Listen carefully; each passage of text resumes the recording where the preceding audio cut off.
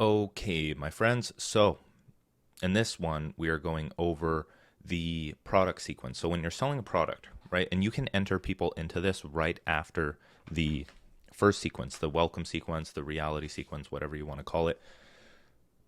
But for this one, this is an old product of mine. It's the missing piece, or that's what I called it at first. It's make it profitable, right? It's a product that I've backlogged and I don't sell anymore, and I use it for incentives for like testimonials. But this is what I built out when I was super deep into email marketing and learning about it. And this got really long. This got way too long because I felt like I was leaving things out. And so I wouldn't do it this way, but I just want to show you what you can do here, right? And what I would recommend doing in some cases. I would only recommend like 2 to 3 emails, 2 to 3 emails that are value emails that target problems and raise their awareness level, and that's pretty much it. So the first one, let's look at this. So you can see I started off with the big problem, right? And I was trying to get into, like, I was trying to write a lot better. I was trying to get better at my writing, and it really helped to just write a ton of emails and try to make them good, right? That's how you do it. And so this is kind of an intro email. This one could have been taken out as a whole. This is more so like my thoughts on things. And what I would have rather done looking back is I would have just kept it to like these 3 emails, right? So the foundation, let's see. Part 1, building a strong online business foundation. Yeah, so I would keep this one. So this email is for those that either I started off with the target and then the problem that they're facing, but I make it part 1 and part 2, so they're looking forward to the next email because I'm going to lead them into a pitch for the actual product. And so I start off and I pretty much give people like a foundation. Like I break it down, what I've done, and this is the main thing. So for those with zero skills, if you have absolutely zero skills and have not started yet, starting an agency, freelancing, or deep dive into a topic of your interest is your best bet. So I've always been on this game. I've always been talking about the same thing. So how to do it, pick a skill, whatever it may be, right? And what I'm doing here is I'm educating them to get to the point of buying my product. And make it profitable was like the marketing framework that I've iterated on, and it's kind of what we talked about in the marketing strategy section, where it's like the big problem, unique mechanism, big promise, all of that other stuff, some copywriting, but it wasn't as good as this new cohort. And so that's all I do is I just educate people. Like this could be an email by itself, and you could send this out before when you're launching the product, and then how would I put it?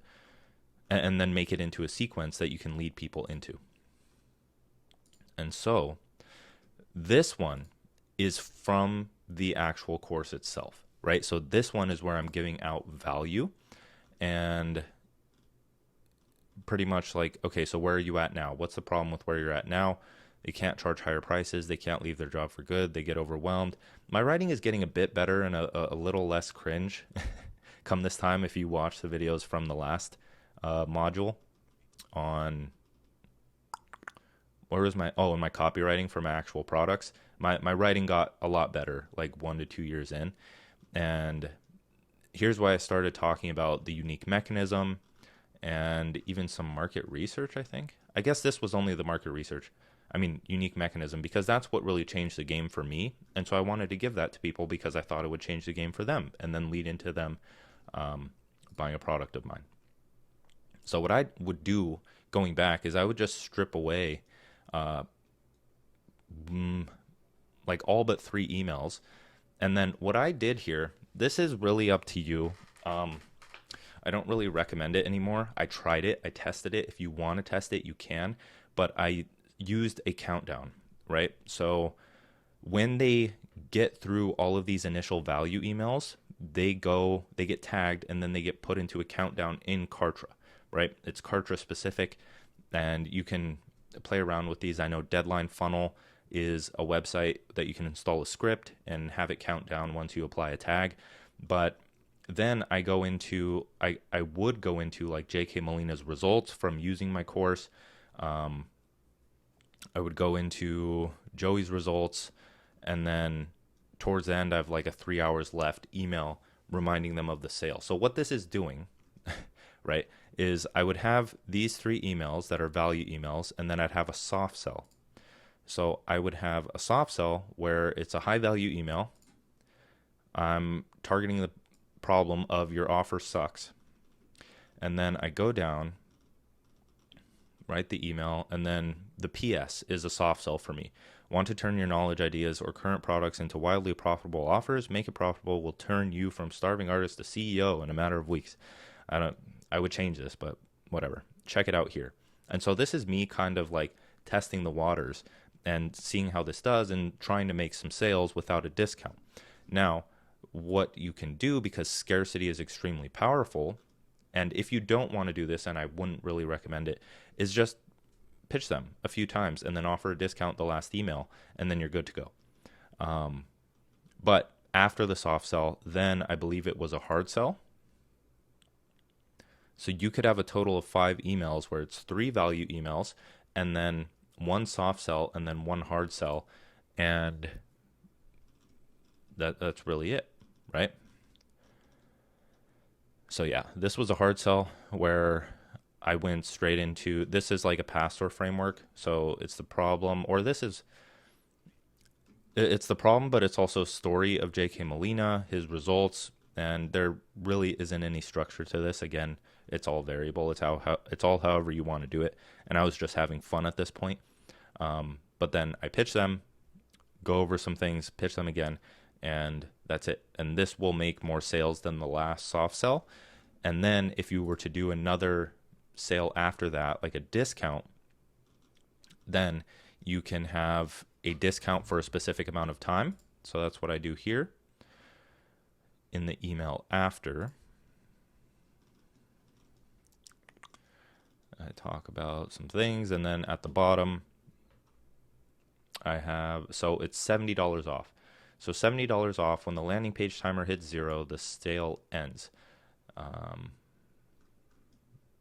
Did I say how long? Yeah, I'm having a 3-day sale for Make It Profitable. So if you want to save $70, blah, blah, blah, grab it here. Now, my thought process with this is that the value emails up front, the very first at the start of the sequence, are raising their awareness not only around, they're raising it around like online business and the problems associated with it.